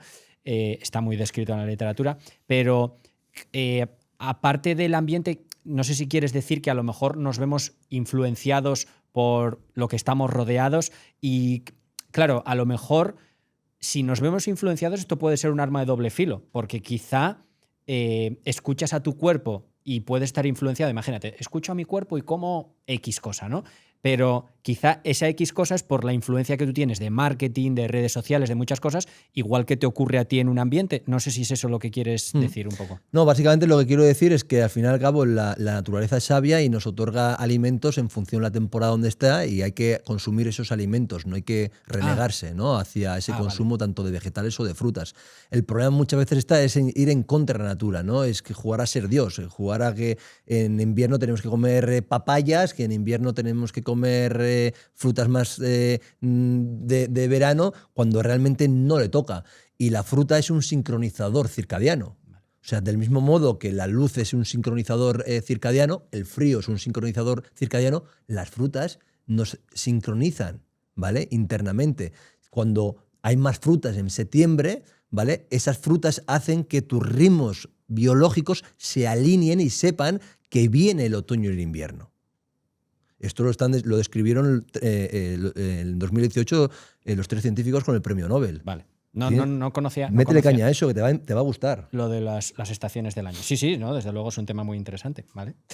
Vamos a pasar un poco al bloque de metabolismo, porque también he visto que hablabas sobre algo así como, esto tendrás que desarrollarlo un poco mejor porque tampoco lo entendí muy bien, pero que no dejamos al cuerpo limpiarse, ¿no? Que es como que somos esclavos de la comida, algo así, y que no dejamos al cuerpo limpiarse. ¿Qué quiere decir esto? Básicamente en el que vivimos un estado de abundancia constante, ¿no?, en la que la comida la tenemos, un poco lo que estábamos hablando, ¿no? Ahora, tenemos comida a todas horas, en todo momento, ¿no? Y lo que hacemos es estar en un estado de ingesta constantemente, ¿no? Y esto hace que, obviamente, nuestro sistema digestivo se sature y empiece a tener problemas digestivos. Lo primero, porque no estamos diseñados para comer tantas veces a lo largo del día, ¿vale? Lo segundo es porque a partir de cierta edad vamos perdiendo una cantidad de enzimas digestivas que nos van a poder metabolizar, ¿no?, esos alimentos, y vamos a darle más desgaste al tubo digestivo. Y el tubo digestivo es el epicentro de la salud. O sea, es un epicentro que interactúa con muchos sistemas y en el caso de que estar constantemente en un estado de picoteo de comida, lo que hace es generar una alteración entre las hormonas, leptina, grelina, en las respuestas inmunológicas, en las respuestas metabólicas, ¿no? Y esto hace que, obviamente, pues, tengamos un gran problema metabólico, que no lo digo yo, sino es el social, ¿no? Y obviamente, problemas digestivos que van en aumento, ¿no? Entonces, necesitamos darle ese descanso al tubo digestivo y obviamente necesitamos introducirnos en momentos de escasez para activar ciertas rutas metabólicas para poder activar, pues, procesos como puede ser el de la autofagia, en el cual, que si estoy constantemente en un estado de ingesta, comiendo, aumentando la insulina, no voy a activar la AMPK, voy a estar en un estado constante de aumentar mTOR. Entonces, claro, llevamos muchos años consumiendo y activando excesivamente mTOR y no dando tiempo a aumentar la AMPK. Y el cuerpo funciona en equilibrio, en homeostasis. Tiene que haber momentos donde el mTOR esté, pero también tiene que haber momentos donde AMPK se active. Y esto es la vida, esto es salud, ¿no? Vale. Entonces, de eso hablaba, ¿no? De que debemos de destinar más momentos a activar. Eso, ¿cómo se lleva a la práctica? Eso ¿cómo se lleva a la práctica? De espaciar mucho más las comidas, ¿no? Vale. En el momento de darle mínimo un descanso al tubo digestivo de 12 horas. No hablamos de ayuno. Por la noche, ¿no? Dices. No hablamos de ayuno, hablamos de crononutrición, que me has dicho que hay mucha literatura. Sí, hablamos sí. de comer en momentos en el que el tubo digestivo se sincroniza y que puede comer. Vale. Y hay patrones de luz y de oscuridad donde hay que respetarlos. Si tú, cuando abres esta ventana de no ingerir en la oscuridad, ¿vale?, lo que has abierto es una ventana de 12 horas, 14 horas, donde se han activado ciertas rutas metabólicas, como la AMPK o la autofagia, que mejoran la respuesta de, pues, la biogénesis mitocondrial, la desinflamación, las sirtuinas 3, el alfa-PG1, un sinfín de rutas que solo se activan en ausencia de alimento. Vale, muy interesante. Pero fíjate que yo, como soy un poco así pejilguero, me gustaría rescatar una de las cosas que estuvimos hablando, y es cierto que hay literatura científica sobre crononutrición, el impacto que tiene, pero nada comparable a la literatura científica que hay sobre los beneficios de los vegetales comparados con los productos animales. Es decir, que hay mucha literatura científica también así. Entonces, ¿por qué crees que es un mensaje mucho más atrayente que el de los vegetales? ¿El cuál? ¿El de los animales? El de la crononutrición. Ah, ¿por qué es más atrayente? Sí, porque Yo si no hablamos de creo que sea- literatura No científica... creo que sea atrayente, no. Simplemente es conocer O sea, que hay perdona, unos... igual lo he explicado mal. Si hablamos de literatura científica, en boca de todos debería estar consumir cuantos más productos vegetales mejor. De hecho, también se ha descrito cómo aumentan la autofagia simplemente por comerlos, ¿no? Pero bueno, es un mecanismo que tampoco creo mucho en él. Pero me extraña un poco eso, Indica, ¿sabes? Que hablemos de conutrición, que sí que hay evidencia, hablemos de otros factores, ejercicio físico, pero la evidencia en cuanto a colesterol, grasas saturadas, productos animales, vegetales, es casi de lo que más hay, la más contundente y la de más calidad, teniendo en cuenta la calidad que hay en los estudios de nutrición, ¿vale? Entonces, ¿por qué hablamos tanto de conutrición y estas cosas que están genial? Hay uno que está espectacular y no tanto de los vegetales cuando la literatura es incluso mucho más fuerte.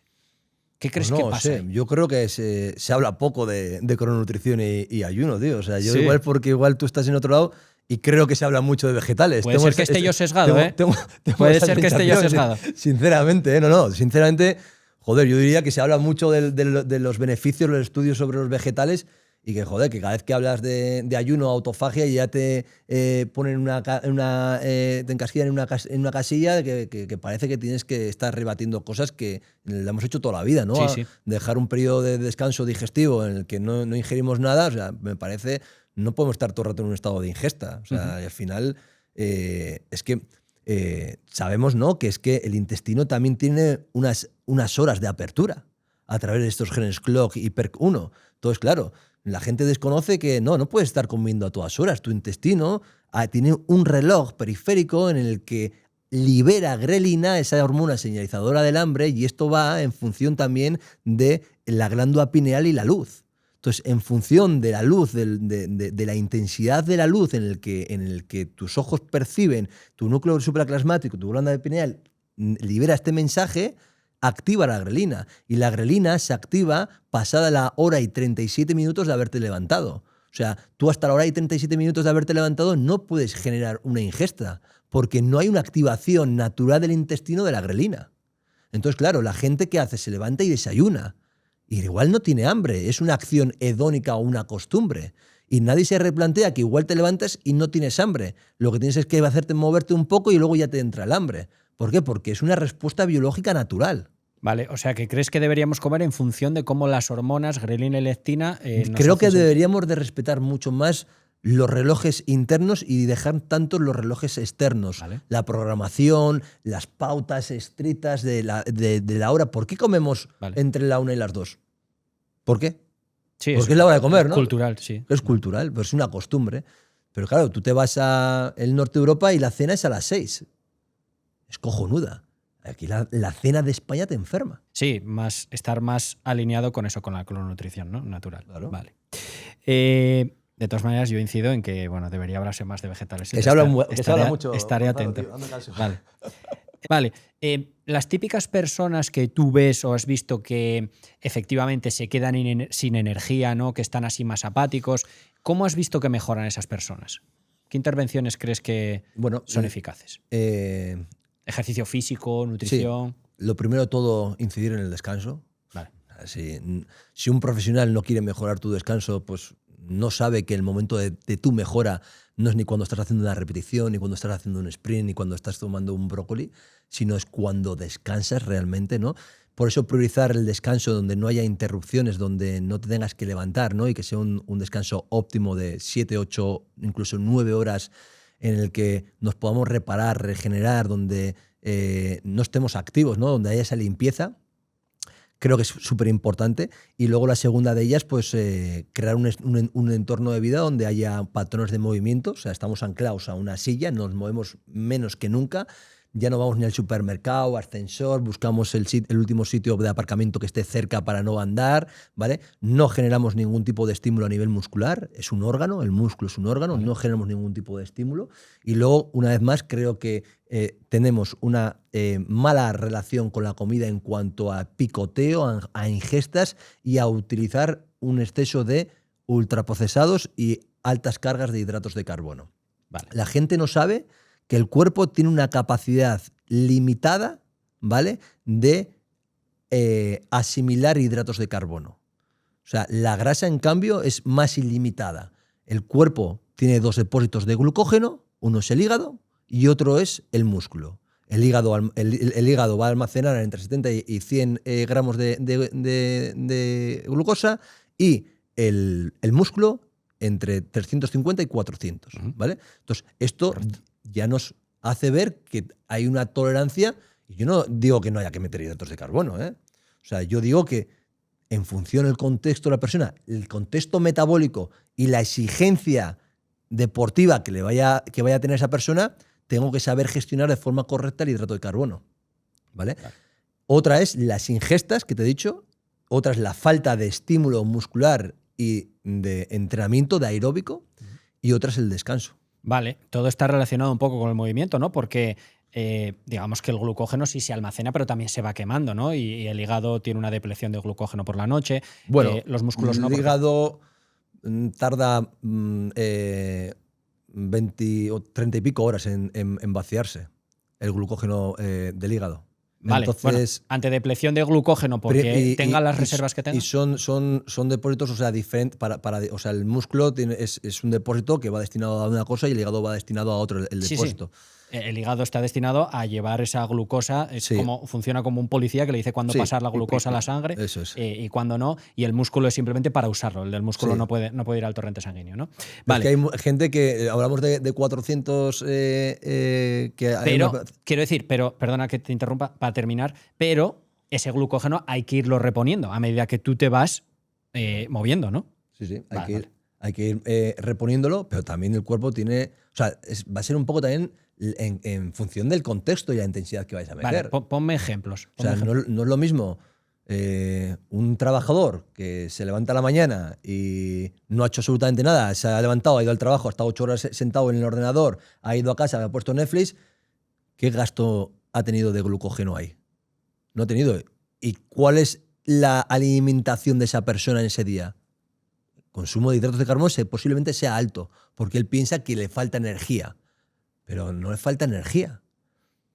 O sea, Y otra cosa es saber utilizar la fuente energética, que el metabolismo no lo sabe. El metabolismo se ha hecho un metabolismo con una rigidez metabólica, en el que esa persona posiblemente necesite meter hidratos de carbono porque haya una necesidad fisiológica de meter hidratos de carbono porque haya un consumo de glucosa, cuando el consumo debería ser de ácidos grasos, de grasas. ¿Vale? Porque en función de la intensidad que tú vayas a generar a tu metabolismo te otorgará glucosa o te otorgará grasas. ¿Vale? Si tú estás quieto 8 horas en una oficina, tu metabolismo no te va a pedir glucosa. Si te pide glucosa es porque realmente hay una rigidez metabólica. ¿Glucosa qué te refieres exactamente? Porque normalmente lo que te pide tu metabolismo o esas señales hormonales es energía, ¿no? O energía, pero ¿a través de qué sustrato? Energía a través de qué sustrato. Claro. A ver, pero eso tiene más que ver con la palatabilidad y la cultura que con lo que te pida el cuerpo, ¿no? Metabólicamente. Metabólicamente una persona en la que hay una rigidez metabólica, en la que su metabolismo solicite, esté quemando a nivel mitocondrial, esté quemando glucosa, tú vas a tener que alimentarte de glucosa. Porque si no va a haber una bajada de glucemia y te vas a marear, vas a estar cansado, entonces tienes que meter glucosa. Es que hay una necesidad real de meter glucosa, pero la realidad no es esta, es que la realidad es que por eso hablamos de zona 2. ¿Qué es la zona 2? Es trabajar en una intensidad moderada baja en la que hay un uso de grasas. Por eso hay tanta evidencia científica hoy en día en trabajar en zona 2, porque es una de las mejores herramientas para restablecer esa rigidez metabólica de la que estamos hablando. No es normal que una persona durante 8 horas que no se mueve tenga necesidades de introducir esa cantidad de hidratos de carbono para poder utilizar la glucosa como fuente de energía, porque la intensidad real no lo ha requerido. La cuestión es, aquí estás metiendo ejercicio físico, se entiendo bien, ¿no? Zona 2, sí. Que sí es correcto, pero sea independiente que la persona esté sentado, esté haciendo ejercicio físico, las 3 vías principales, fosfágenos, glucólisis o oxidación, están siempre funcionando. O sea, tú, aunque estés quieto, también estás quemando grasas, ¿no? No con la misma proporción, cuando hay un esfuerzo continuado como ese, por ejemplo, de zona 2, es más grasas. Pero entonces ahí no tiene tanto que ver lo que estés comiendo como el ejercicio físico que estés haciendo, que ahí estamos totalmente Sí, tiene de acuerdo. que ver con lo que estás comiendo también, porque tú, a nivel metabólico, si en el caso de que estés comiendo mucha cantidad de hidratos de carbono, ¿vale? Tu cuerpo, o sea, la glucosa se va a estar mucho más elevada, ¿vale? Y el estado metabólico, o sea, solo va a obtenerlo a través de la glucosa, de la glucólisis, ¿vale? Entonces, no vas a generar una activación de la beta-oxidación, del obtener energía de las grasas. Y esto, obviamente, el entrenamiento es un pilar fundamental, pero la malnutrición constantemente en ese ultraprocesado, en cantidades altas en hidratos de carbono, ha hecho que tu cuerpo solo utilice glucosa, se vea glucolítico. O sea, ¿Tú te has no puesto un terminas GCM alguna vez? No. Tú- He trabajado con algoritmos. A ti no te va a pasar nada. Pero mira, en GCM, o sea, también ves el polo opuesto, ¿no? En personas que solo meten grasa y no meten nada de hidratos de carbono, te ves que te hace picos de glucosa, que está generando una resistencia, que esto tampoco se habla, ¿no? A ver, es que yo con el tema de introducir más grasa por ese tema, yo no sé si. Claro, tú estás forzando al organismo, no es un proceso, es simplemente que tú estás forzando al organismo a usar grasa porque no tiene otra cosa. Pero como es que sustrato, ¿no? es una... Pero tú no sabes si está mejorando la flexibilidad metabólica de la persona. Sí, porque luego haces una analítica, obviamente. O sea, ¿Y cómo lo mides? Es una intervención que hay que hacerle puntual, ¿vale? No, porque sabes, o sea, no sé, no sabrás, pero bueno, soy partidario de que el cuerpo pueda utilizar los dos sustratos energéticos y mejorar esa funcionalidad metabólica, ¿vale? Y esto es una intervención muy interesante para mejorarlo a través de, obviamente, de entrenamiento y descanso. ¿Cómo lo sabes? Mirando insulina, mirando hemoglobina glicada, mirando péptido C y obviamente pues con un GCM te da mucha información de cómo está el cuerpo, ¿no? En cuanto a esas respuestas glucolíticas que te encuentras, cómo está por la noche, cómo van esas curvas, si es lineal y te da tiempo para adaptarlo. Esto nuestro amigo Tony lo trabaja mucho en la clínica. Claro, pero esos marcadores que estás hablando te están diciendo de que se están utilizando las grasas como sustrato energético porque no hay hidratos de carbono disponibles, aunque se sigan pero creando. Luego ¿no? tu intervención es meter el hidrato de carbono y ver cómo es la respuesta. Vale, y en base a eso, es a lo que vamos. Tú ya ves, hostia, se ha mejorado, hemos ido mejorándolo y de eso se trata. ¿Vale? Por eso intervenciones como el ayuno en este tipo de personas funcionan tan bien o alimentaciones low carb funcionan también, obviamente, luego hay que ver en la reposición de ese hidrato de carbono qué respuesta va teniendo, ¿no? Vale. Entonces, junto con el entrenamiento y el descanso, pues haces un conjunto de una intervención metabólica muy óptima. ¿Esto estamos hablando de aplicarlo en un contexto de personas sedentarias y personas obesas con obesidad? No, mira, muy buena pregunta. O sea, no solo en esas personas que me parece que hay que hacerlo, sino en deportistas es muy inteligente hacer estos periodos en los que la persona aprende a utilizar o a gestionar mucho mejor el uso de las grasas. ¿Por qué? Porque va a permitir que cuando el deporte es muy glucolítico, ¿vale? Una vez que tu cuerpo ha mejorado con la beta-oxidación, ¿vale? Lo que observamos es que a la hora de hacer la reincorporación de los hidratos de carbono, no necesitamos tanta cantidad de hidratos de carbono para tener esos mismos resultados. O sea, hay una mejor gestión, básicamente porque el metabolismo de un ciclista, ¿vale?, no está constantemente en un estado glucolítico. Sabe adaptarse al que hay una bajada en la que hay más beta-oxidación, no hay consumo de glucosa y por lo tanto el músculo tiene mejor capacidad de gestionar esa reserva de glucógeno para en un sprint, subir una cuesta para tener ese plus, ¿vale? Entonces se ve que en deportes ya se está priorizando el tema de utilizar las grasas y los hidratos de carbono para mejorar también este contexto metabólico. Si no me equivoco, los estudios que se habían hecho de ese estilo por Louise Burke, no sé si te suena la investigadora esta australiana, en los resultados no se veía eso. O sea, se veía que al introducir esos protocolos, los resultados de los deportistas empeoraban.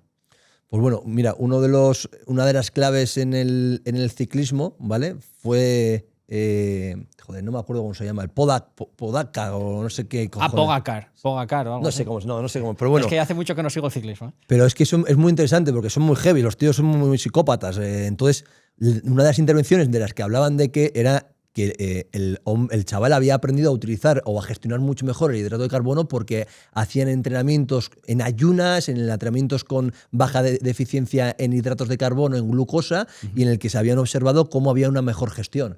Y por eso, o sea, hubo como un boom, ¿no? Y luego, o sea, yo lo he visto en la parte más clínica y con Tony, que hemos llevado a infinidad de futbolistas, lo hemos visto como hay una mejor gestión y hay un mejor rendimiento. Claro, ahí es la cuestión, el rendimiento. ¿Se ha medido esto en estudios, el rendimiento? Hablar de gestión... Se ha medido, lo vemos nosotros, ¿vale? Por o sea, rendimiento de año tras año, cómo va mejorando. Lo vemos también en calorimetrías indirectas, ¿no? También vemos ahí. Y lo que vemos es que va mejorando, o sea, han mejorado claramente. Entonces, pero, la cosa es que me digas ahora tú, ¿pero qué? ¿Solo por esto o es porque has mejorado varias cosas a la vez? Me estás diciendo mejora en marcadores, analíticas y tal, pero... Rendimiento. Te hablo de eso, que mejoran de sprint, los tiempos. De recuperación, de todo eso, de rendimiento. Vale, no soy especialista en el tema, pero yo los estudios que conozco dicen que no, que al contrario, empeora el rendimiento de los deportistas, ¿no? Yo lo que tenemos clínicamente y Tony te puede decir que mejoran. Es que lo hemos visto. No me puedo meter porque no lo hemos visto. No lo sé. Vale. O sea, yo tampoco me puedo meter en el que me digas, no, que hay estos estudios, no sé, sí cómo lo harán. O sea, otra cosa es también, no sé cómo lo harán, pero yo te puedo asegurar que funciona. Vale. Vale. ¿Y qué dieta es el comparador cuando hacéis eso? ¿Es una dieta de azúcares refinados? ¿Es una dieta de productos más integrales? Cuando vemos la mejora, sí. No, al final, claro, el comparador es la base con la que te viene la persona. Que igual, como decías tú, a nada que haga una cosa mejor va a mejorar, ¿no? Creo que me decías. No lo sé. Pero claro, al final el contexto en el que te viene un deportista joven, sabes cuál es, ¿no? Pues mala nutrición, uso de ultraprocesados, desorden, ¿no? Vale. Entonces... Claro. No, simplemente te lo digo porque los estudios que yo conozco de Bolek, por ejemplo, no sé si te sonará, sí que claro, ves las dietas con las que compara y hay desde caramelos hasta galletas, cereales azucarados, etc. Entonces, claro, dices, sí, no es lo ideal, ¿no? Entonces, bueno, pues a lo mejor en un contexto como el que dices, se puede ver mejoría. Como te dije antes, aunque podamos estar, o los clínicos puedan estar sesgados por la experiencia y la mejoría y tal, puede haber mejoría también, no lo sé. Vale. Vale, hablando un poquito de músculo, que te has metido un poco así a hablar de músculo, has hablado de que es un órgano importante, endocrino y tal. Por ejemplo, el catedrático Felipe Isidro, él comenta mucho que el ejercicio físico no es que aumente mucho la vida, sino que la ensancha, pero el músculo como tal no, que no se ha visto eso como marcador. ¿Qué opinas? Bueno, yo la verdad es que en otros podcasts he hablado sobre la masa muscular, ¿no? Sobre cómo es...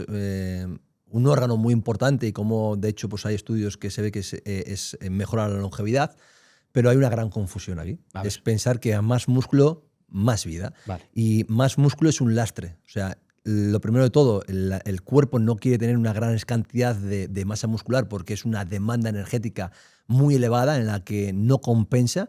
Y lo segundo es que no buscamos cantidad, buscamos funcionabilidad, ¿vale? Y esta es la diferencia en la que tenemos que matizar.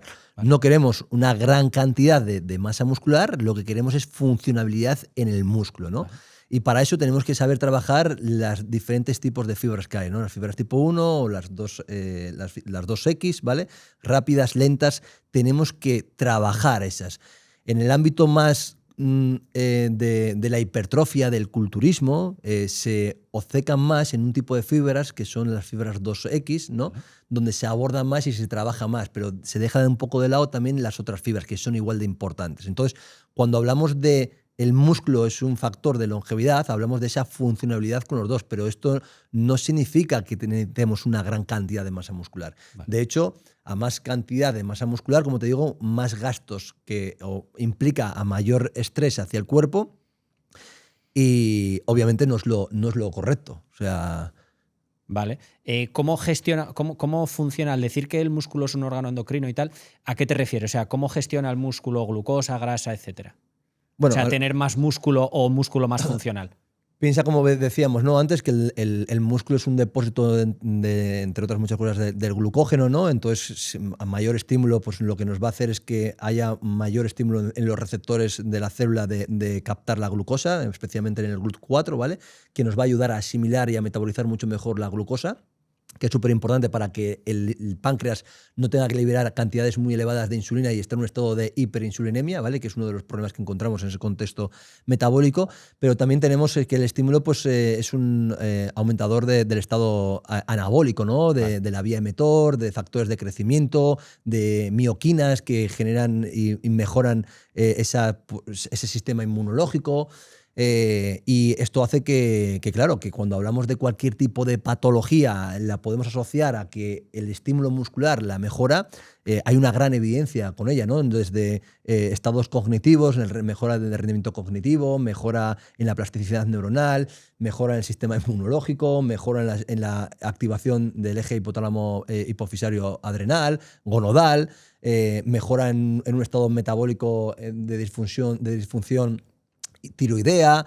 Entonces, muchas veces no nos apoyamos en una herramienta tan útil y tan versátil como es el estímulo muscular, cuando deberíamos de darle la importancia que realmente tiene, ¿no? Vale. Bien, antes hablabas un poco de tu experiencia viviendo en el trópico, ¿no? Y de que viviste esa sensación haciendo el ayuno, que no era, y como que escuchaste a tu cuerpo. Vale. Una persona que a lo mejor nos está escuchando desde casa dice, vale, ¿y cómo hago yo para escuchar a mi cuerpo en un ambiente en el que está cargado pues, de comida por todas partes, de pues, este ambiente obesogénico que se suele llamar, ¿no? Alta disponibilidad, anuncios, marketing, Sí. redes sociales? Pues si escucha su cuerpo, igual la peta, ¿sabes? Claro, porque escucha tu cuerpo, ¿ya? Y si te pide donuts, por poner un ejemplo, ¿no? Es un problema, sí. Bueno, para eso están los profesionales, ¿no? En este caso, compañeros dietistas o nutricionistas que puedan ayudar a una persona, ¿no? a ser ese guía, ese acompañante que le permita pues, que llegue a ese momento en el que su sistema metabólico funciona bien, sus hormonas funcionan bien, hay una sincronicidad correcta y esa respuesta sea natural, ¿no? De ahora sí tengo hambre, no es algo hedónico, no es algo metabólico, no es porque me genera una hipoglucemia y necesito comer, ¿no?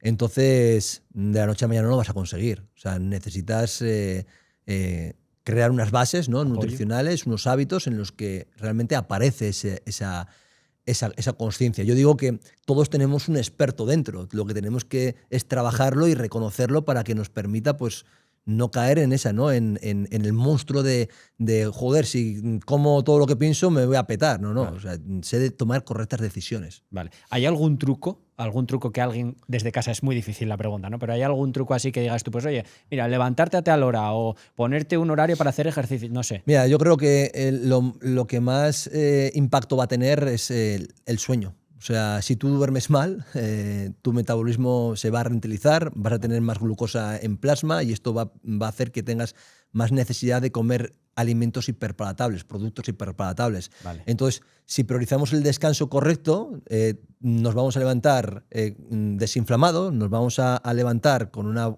correcta estado metabólico y de la glucosa va a estar en unos niveles séricos correctos y esto no va a generar hipoglucemias que nos hacen tener ese hambre más hedónico o más hiperpalatable. Entonces, yo te puedo decir, intenta dormir mejor.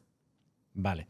¿Qué opinas sobre esto? Bueno, lo que estamos hablando un poco del libre albedrío, ¿no? De esto, de que... No, bueno, es que ya me has contestado porque me has dicho si escuchas a tu cuerpo puedes petar sí. por todas las que tenemos, ¿no? Pero ¿crees que eso, que sí que la gente que nos está viendo puede estar bastante segura de que estamos muy condicionados por marketing, por todas estas cosas? O quizá Pero no... es que la gente ni lo sabe, Gonzalo. O sea, sinceramente, hay campañas donde piensas que una barrita ultraprocesada es sana. Y la gente no se cuestiona absolutamente nada. Piensa que es sana en realidad, ¿no? Entonces es muy difícil. O sea, culpabilizar a la gente, ¿no? De, no, pues es que tienes que tener más fuerza de voluntad por no comer. No, esos son machaques que no se deberían hacer. O sea, esa no es la perspectiva correcta, sinceramente. Vale. Y el último bloque es sobre la piel. Sí. Has hablado de la piel, también lo he escuchado. Has hablado de que la piel es una mucosa al final y tal. ¿Por qué es importante entender la piel a día de hoy, desde tu punto de vista? Bueno, la piel nos da muchísima información. O sea, y como bien te digo, pues hay que saber que es un órgano, que la piel es una microbiota y que está conectada, ligada con tu sistema intestinal, en ese eje intestino-piel, ¿no? Entonces, claro, claramente hay signos en el que la piel nos da una información muy importante al terapeuta. No hablamos solo de una psoriasis o una rosácea, ¿no? Que también nos está indicando pues, que hay un problema más intestinal, sino habló de unas verruguitas en el cuello, que nos está hablando de que hay una resistencia a la insulina, o un cambio de color en las axilas, también pasa, ¿no? Una descamación en la piel también, en el que puede estar tanto en el pelo como en las cejas o en la barba, y esto muchas veces tenemos que ir más adentro, Gonzalo, tenemos que ir hacia la parte de la microbiota, ¿no? Entonces, claro, yo lo he visto en miles de pacientes cómo se han gastado dineros en cremas, en tratamientos externos, y cuando has empezado a sanar su tubo digestivo, ese paciente ha mejorado.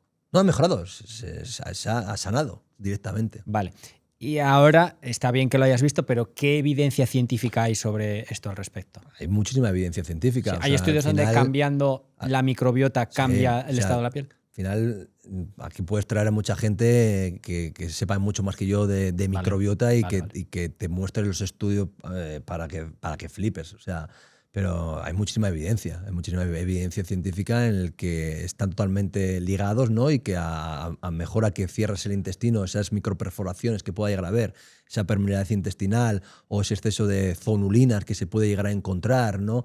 Pues la piel cambia totalmente. O ciertamente el uso de ciertos microorganismos, de bacterias, de lactobacillus. O sea, hay muchísima evidencia científica que no solo es evidencia, es que te das cuenta de que funciona, ¿sabes? Entonces, claramente un dermatólogo debería de saber mucho más de lo que sabe de intestino. Vale. No, sí, precisamente yo he preguntado y sí que me dicen que hay relación, pero no me dicen que hay literatura científica como para pero hacer hay una auténtica barbaridad. Lo que pasa es que igual no tiene tiempo tampoco para revisarla. Puede ser, no lo sé. Claro. Yo ahí no desconozco.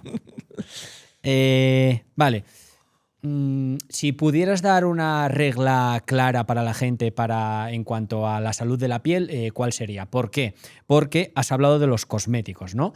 ¿Una persona que tira de cosméticos puede tener esto algún impacto en su salud que desconozca? Bueno, al fin y al cabo, el uso de cosméticos con disruptores endocrinos, con derivados del petróleo, es un 95%. La gente piensa que está impregnándose con algo saludable y realmente está impregnándose con algo tóxico donde va el sistema linfático, ¿no? Y donde hay una sobrecarga a nivel hepática, ¿no? Donde realmente pues, es algo que interfiere incluso en nuestras hormonas, ¿no? Actúa como hackeador de ciertas hormonas. Es algo que llevamos haciéndolo toda la vida, ¿no? Que utilizamos cremas comerciales toda la vida y pensamos que no son nocivas y son muy nocivas. Por ello, para mí, la mejor crema hidratante que tenemos es el aceite de coco, ¿no? O cualquier tipo de aceite de almendras también. Aceites naturales en el que se puede utilizar y en el que, pues, obviamente, pues, no te va a generar una erosión, ¿no? Vale. Tenemos aceites esenciales con árbol de té, tenemos aceite de orégano, que son antibacterianos también, que puedes utilizarlos perfectamente con muchísima evidencia científica, ¿no? Donde pues mejora mucho la piel, el estado de la piel, ¿no? Pero una vez más hablamos de inflamación interna, ¿no? Si tú no desinflamas internamente, esa mucosa externa no se va a ver repercutida positivamente. Vale, aquí sí que manejo un poco más la literatura y lo que sí yo he visto es que estos temas se extrapolan de estudios en animales o estudios que utilizan dosis infinitamente altas por encima de lo permitido, pero que las cremas en realidad, las controladas, las que podemos encontrar en tiendas en el primer mundo, digámoslo así, en el mundo desarrollado, por no decir primer mundo, el mundo desarrollado, están muy controladas, son seguras y los ingredientes también, y en las dosis que los llevan no parecen tener ningún efecto endocrino. Bueno, aquí estaría interesante que invitaras a Nicolás Olea, ¿vale? Nicolás Olea, catedrático sobre disruptores endocrinos, y te exponiera todo sobre estas cremas que aparentemente no son nocivas, pero realmente lo son. Vale. Entonces, da mucho miedo también, ¿eh? O sea, da mucho miedo porque empiezas a tirar de un hilo y que te acojonas. Yo siempre digo que no recomiendo a nadie su libro, Libérate de tóxicos, porque acabas loco, perdido, ¿sabes? Ves tóxicos, no tocas ves tóxicos por todos lados y tampoco es eso. Ni el mando a la tele. Pero nada, aquí con esto, ¿no? Dale, joder, sí, esto es plástico, la hostia, pero bueno, está bien para tener otra vía de información y analizarlo es positivo. Vale, lo que yo veo en este aspecto es que, joder, está todo muy regulado, está todo muy observado y que es muy ¿Cuántas raro. veces está todo muy regulado y al de unos años lo retiran? Pero es raro que se dé cuenta una persona, ¿sabes? Que No, se dé pero- cuenta una persona y pero los hay- reguladores que hay, viven para hay- ello. hay muchos estudios científicos y los tiene y los hace aquí en Granada. Y Esos estudios científicos también se tienen en cuenta a la hora de yo creo que realizar no los interesan cosméticos, muchas ¿eh? veces. Bueno, no sé si O interesa o sea, no, pero... tú piensas que tú haces un ¿Cómo se estudio- llama? Perdona, ¿habéis dicho? Nicolás Olea. Vale, pues está invitado es, Nicolás Es muy Olea. interesante, ¿eh? Y te va a gustar porque habla solamente de disruptores endocrinos y Vale, la verdad pues que y te puede explicar perfectamente. Habla tu lenguaje encima. Vale, genial. Pues nada, invitadísimo. Vale, entonces, por último, una regla clara que darías para alguien que quiere cuidar la salud de su piel. Diría descanso. ¿Vale? Siempre incides mucho, ¿no? En el descanso. Sí, o sea, porque he visto que es de las cosas más importantes y de lo que más cambia una persona, ¿vale? Descanso, diría ejercicio físico, Vale. ¿vale? Y diría crononutrición. Crononutrición. Vale, Sí. perfecto. Muy bien, pues, oye, con mucha pena, ¿qué tal te has encontrado? Bien, ¿no? Y Bien. estudias súper a gusto también, ¿eh? No, esto muy bien, o Vale, sea... vale. la Llegamos verdad- al final, ya se han terminado Sí, las preguntas, me da mucha muy pena. bien, tío, Gonzalo. Nada, Eh, te agradezco que me hayas invitado, o sea... No, gracias a ti. o sea, sobre todo, Emplazado quedas invitado para volver Sí. cuando quieras aquí. he estado muy a gusto y obviamente pues sé que eres una persona con muchos estudios, que sabe muy bien, como te digo, tu lenguaje Bueno. de la ciencia lo sabes hacer muy bien, ¿no? Y te felicito por ello, porque necesitamos también personas como tú, ¿no? Que sepa trabajar, interpretar y que nos ayude también a hacerlo todo un poco más sencillo a las personas que no tenemos esa parte tan científica, ¿no? Y nada, y estoy agradecido de estar aquí. Yo agradecido también por tu parte y por haber aceptado la invitación y venir aquí y charlar con nosotros y habernos hecho aprender también muchas cosas que desconocíamos y seguro que hemos podido sacar muchísimas cosas en claro y muchas cosas que a la gente le vayan a ser muy útil desde casa también, desde la confrontación amistosa, Sí. que está genial. Así que te voy a pedir, si quieres, que lances un mensaje, un último mensaje. Si pudiéramos quedarnos con algo de esta charla, que bueno, un poco lo has resumido también con el tema Sí. de la piel, creo, pero bueno, si te gustaría que la gente se quedase con un mensaje de esta charla o con algo que se te ha quedado sin decir o lo que sea, ¿cuál crees que sería el mensaje para la gente? Yo creo que el mensaje es que no me crean nada de lo que he dicho y que cuestionen todo lo que digo y lo que se dice. Que al fin y al cabo muchas veces no cuestionamos nada, damos todo por hecho y es un error. Creo que deberíamos de empezar a cuestionar un poco todo e investigar, ¿no? Y lo que realmente resuene con nosotros, con nuestras ideas, creo que es lo que tenemos que empezar a creer y a crear. Pues un mensaje muy motivador, seguir estudiando, eso vamos, es clave. Así hemos avanzado y así seguiremos avanzando y te agradezco mucho y todos te agradecemos mucho el mensaje. Por mi parte nada más, recordad que tenéis las redes sociales de Endica en la descripción para que vayáis corriendo a seguirle y por mi parte pues nada más, con mucha pena me despido ya por aquí y nos veremos en el próximo episodio. Adiós.